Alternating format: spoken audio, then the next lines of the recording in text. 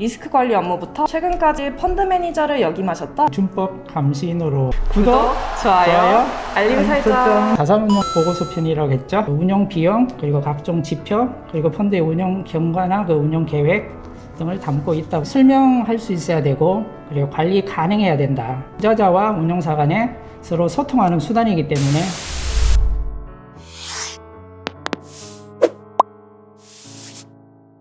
이제 그 투자 환경과 운영 계획 부분에서 자산운용사가 바라보는 그 향후 운용 전략에 대해서 확인이 가능합니다.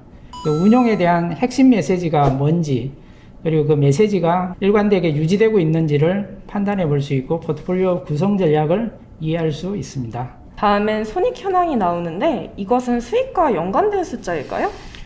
이 손익 현황은 간단하게 이해하시면 될 것 같아요. 앞에서 제가 펀드도 재무제표를 만든다고 이야기를 했죠. 그렇기 때문에 이게 손익 현황이 나오는 거거든요. 그래서 손익이 플러스면 내 수익률이 플러스가 났다. 손익이 마이너스면 내 수익률이 마이너스가 났다. 그래서 그걸 이제 기준가 내 수익률이 얼마나 플러스가 났는지 마이너스 났는지를 숫자로 표현하는 걸 손익 현황이라고 이해를 하시면 될 것 같아요. 그래서 기준가를 등락률을 보시면은 이 손익 현황은 그냥 참고만 하시면 될 것 같습니다. 그렇다면 예를 들어 화면에 나오는 펀드 구성에서 97.44%는 주식형 펀드라서 주식이 그만큼 보유를 하고 있다는 뜻일까요? 우리 공모펀드는 이제 모자형 구조로 가지고 있는 펀드라고 그랬죠. 그래서 이제 고객이 가입하시는 요 자펀드가 있고, 그리고 이 자펀드에서 요 모펀드에 투자를 해서 이 모펀드로 이렇게 운영력이 실제 주식을 운용을 하는 구조로 되어 있는 구조라고 보시면 될 것 같고, 자산 현황은 요 자펀드의 자산 현황을 100을 기준으로 했을 때 이 모펀드를 몇 프로 편입하고 있냐, 그걸 나타내는 거라고 보시면 될 것 같아요.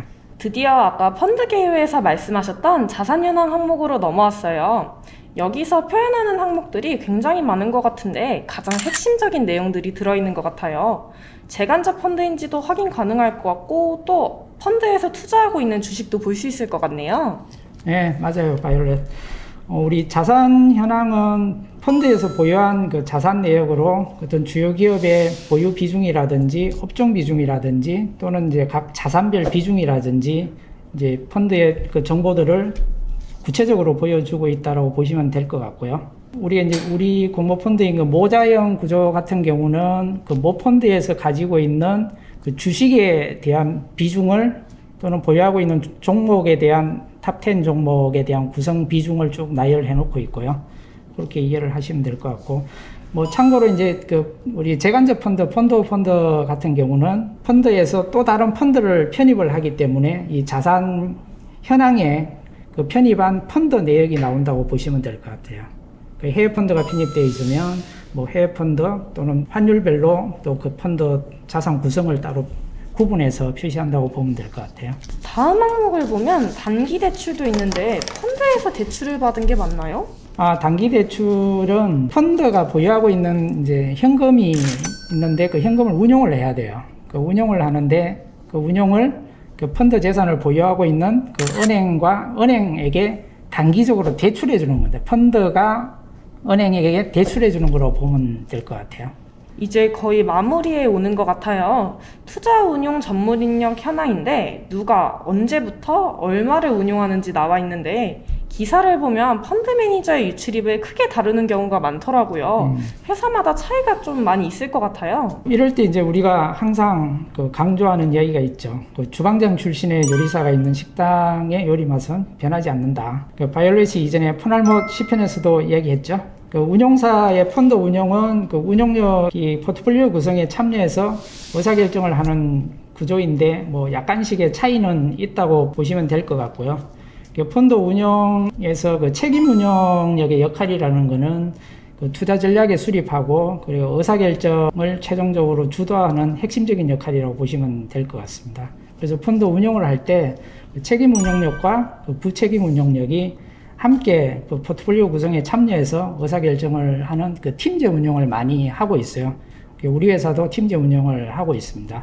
그래서 이런 팀제 운용은 일관된 운용 철학이나 시스템이 있으면 운용력 변경에도 운용의 일관성이 항상 유지되기 때문에 장점이 있다고 보시면 될 것 같고요. 반대로 이제 책임 운영력에 좀 의존해서 그 운영하는 펀드인 경우에는 책임 운영력이 변경이 되면 그 운영 스타일이나 전략에 영향을 미칠 수 있기 때문에 운영력의 변경 내역을 잘 살펴보는 것도 중요할 것 같고요. 펀드 수가 그 많아지면 그 운영력의 정성이 그 분산되기 때문에 그 펀드 수도 상당히 중요한 요인이므로 살펴보는 게 좋을 것 같아요.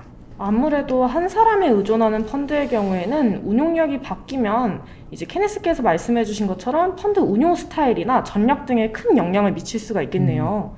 거기다 운용 중인 펀드 수가 많았다면 펀드 운용에 정성이 분산되기 때문에 실제 운용 중인 펀드 수도 참고할 만한 내용인 것 같아요. 네.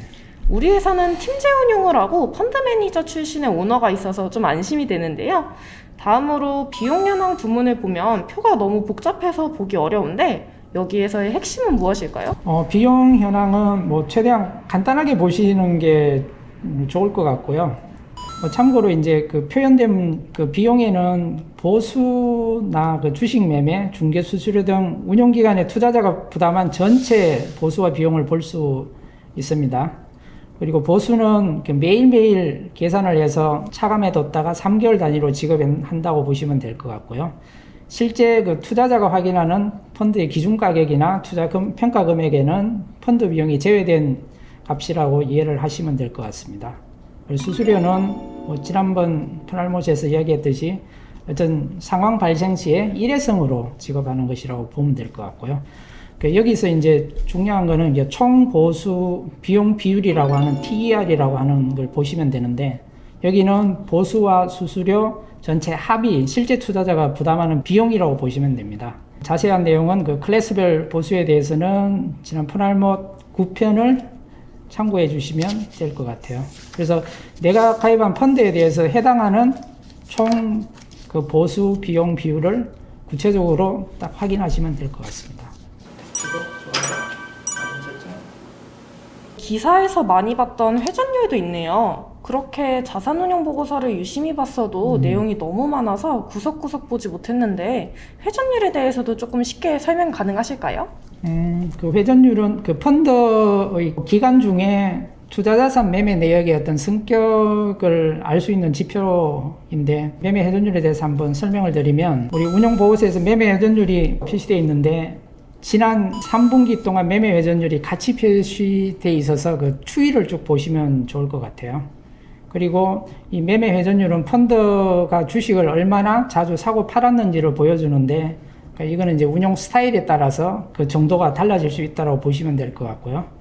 그리고 매매 회전율은 그 기간 중에 펀드에서 매도한 금액을 그 평균 순자산 금액으로 나눈 값이라고 이해하면 될 것 같아요. 그래서 보통 이제 환매 금액이나 주가가 뭐 상승하거나 하락하거나 등에 따라서 이 매매 회전율은 영향을 미칠 수도 있어요. 그냥 참고 지표로만 활용하시면 좋을 것 같아요. 이제 연간 매매 회전율이 한 100% 초반 정도면 좀 낮은 수준이기 때문에 장기 투자하는 펀드로 보셔도 될 것 같고, 우리 에셋플러스 리스트투게더 펀드의 경우에 매매 회전율은 한 90에서 한 150% 수준이라고 보면 될 것 같습니다. 그래서 매매가 잦을수록 증권사에 지급하는 비용이 좀 많아지므로 환매 등 특별한 이유 없이 매매 회전율이 높으면 좋은 현상이라고 보기는 좀 어려울 것 같고요. 물론 이제 지난해처럼 변동성이 꽤 큰 국면에서는 환매 금액이나 매매가 좀 많아질 수 있기 때문에 매매 회전율이 조금 높아졌다라고 보시면 될 것 같고, 그 지난해 같은 경우는 좀 예외적인 상황으로 이해를 하시면 될 것 같습니다. 드디어 마지막이네요. 고유재산 투자에 관한 사항이 있는데, 고유재산 투자라고 하는 것이 이제 펀드를 만든 운용사가 투자하는 운용사의 재산이 맞는 건가요? 신규로 그 공모펀드를 설정하는 경우에 우리 고유자산에서 한 2억 원 이상, 3년 이상 의무적으로 투자하게끔 되어 있고요. 이거는 이제 그 운용사의 책임 운용을 강화하는 측면이라고 보시면 될 것 같고, 우리 회사도 어떤 자기가 운영하는 펀드에 대한 신뢰나 그 책임 운용을 강화한다는 차원에서 펀드 매니저들이 자기가 운영하는 펀드에 월급의 일정 비율을 투자를 하고 있습니다. 자기가 운영하는 펀드를 가장 정성스럽게 운영을 하고 한다는 입장에서 자기 펀드를 신뢰하고 자기 자산을 자기 운영하는 펀드에 가입한다라고 보시면 될 것 같아요. 당연히 장기 투자가 되겠죠. 진짜 마지막으로 질문을 드려도 될까요? 혹시 국내 펀드와 해외 펀드의 자산운용 보고서 차이점이 또 따로 있을까요? 국내 펀드와 해외 펀드 차이점은 뭐 투자 대상의 성격에서도 알 수 있듯이 국내 펀드는 그냥 운용 보고서상에서 주식의 보유 내역이나 업종별 내역이나 그 부분들에 대해서 상세한 내역을 자산 내역에서 다룬다고 보시면 될 것 같고, 해외 펀드인 경우에는 해외 펀드의 특성상 이제 환율이라는 부분들이 생기고, 또 환율에 대한 위험을 해지하기 위해서 또 파생상품 거래를 하고 또 국가별로 나누어서 분산 투자를 하고 이런 요인들이 있기 때문에 그런 부분들에 대한 내역을 상세히 자산 구성 내역에 나타낸다고 보면 될 것 같고요. 그리고 또 하나 특징적인 거는 그 투자자에게 그 위험 고지를 위해서 환율이나 그 포트폴리오 해지를 위한 파생 상품 매매 내역은 비교적 상세하게 제공하고 있으므로 그 해지 전략을 확인하실 수 있습니다. 그리고 그 펀드, 그 이제 그 마지막이니까 펀드 이해를 위해서 그 자산운용 보고서와 함께 그 가입한 펀드의 투자 설명서를 꼭 읽어보시기를 권합니다. 환해지는 조금 어려운 것 같아요. 환해지는 어렵죠. 근데 이제 환해지는 뭐 설명해야 될 부분은 많이 있는데, 근데 이걸 이제 왜 해야 되는지 또는 뭐 어떻게 하는지, 실제 그 환해지를 함으로 인해서 내 펀드의 수익률에 어떤 영향을 미치는지 뭐 그 등등에 대해서는 추후에 퍼날모 시리즈로 다시 설명을 드릴 수 있겠습니다. 저는 오늘 굉장히 유익한 시간을 보냈어요. 자산운용 보고서를 어떤 시각에서 봐야 하는지 이제 좀 눈이 떠지는 것 같아요. 투자자 여러분께서도 가입하신 자산운용 보고서를 오늘 영상을 참고하셔서 관심 있게 찾아보세요. 평소에 잘 몰랐던, 잘 보이지 않았던 내용들이 조금은 보이실 거라고 생각합니다. 혹시나 오늘 영상에서 더 궁금하신 점이 있다면 아래 댓글로 남겨주시면 저희가 직접 하나하나 확인하고 군풀수 콘텐츠로 돌아오겠습니다. 다음 퍼날못에서는 다양한 펀드 용어를 설명하는 영상으로 만나요. 감사합니다. 감사합니다.